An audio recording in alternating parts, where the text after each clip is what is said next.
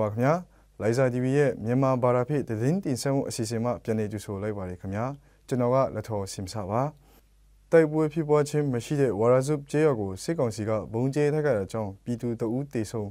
တော်လိုင်းရေးတပ်ဖွဲ့များထိန်းချုပ်ထားသည့်ဒေသများကိုလေယာဉ်နဲ့ဘုံကျဲတိုက်ခိုက်မယ်ဆိုတဲ့စကားကြောင့်ပြည်သူများကြောက်လန့်ကာတင်းရှုံနေမှုများရှိနေတဲ့တဲ့များစီတီနဲ့ရွှေကူးလေးရွာကိုစစ်ကောင်စီကဘုံကျဲတိုက်ခိုက်ရာရွာသား3ဦးတေဆုံးတဲ့တဲ့ကိုတင်ဆက်သွားပါမယ်ခင်ဗျာ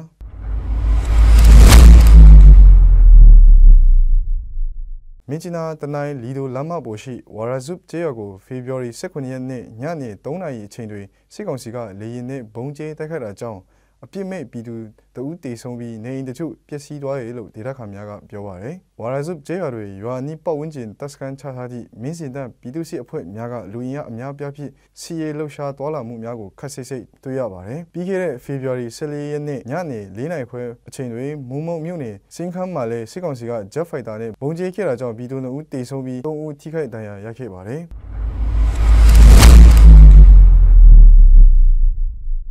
ရှမ်းပြည်မြောက်ပိုင်းမုံမြင့်စလီကိုခိုင်တဲ့နဖတ်ကာမြို့ကိုစစ်ကောင်စီက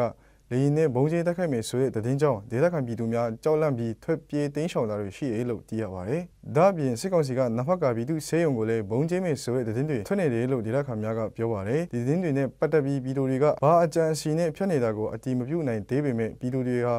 ကြောက်လန့်နေကြပြီးနဖတ်ကာမြို့ခံတချို့ဟာမြို့ပြင်တောတောင်တွေထဲဖေဖော်ဝါရီ15ရက်ကလေးကတင်းရှောင်နေကြပြီလို့သိရပါတယ်။ TNLA နဲ့စစ်ကောင်စီကဖေဖော်ဝါရီ16ရက်နေ့ကနေတရုတ်နိုင်ငံကူမင်းမှာတွေ့ဆုံနေကြပေမဲ့စစ်ကောင်စီက TNLA ထိန်းချုပ်နေပြည်တော်မှာလေကြောင်းတိုက်ခိုက်မှုတွေဆက်လက်လှုပ်ဆောင်နေစေပါ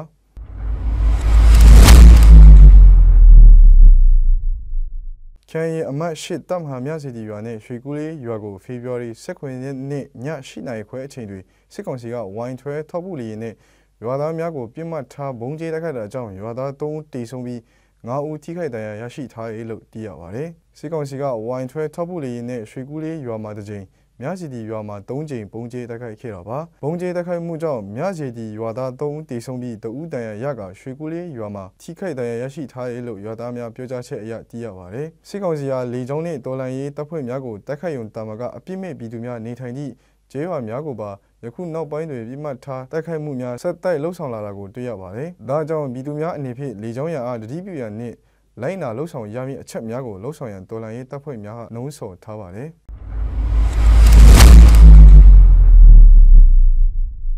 လိုက်စာ TV ကိုကြည့်ရှုနားဆင်နေကြတော့မိဘပြည်သူများကိုစိတ်နှဖျားရွှေလန်းချမ်းမြေ့ကြပါစေခင်ဗျာ။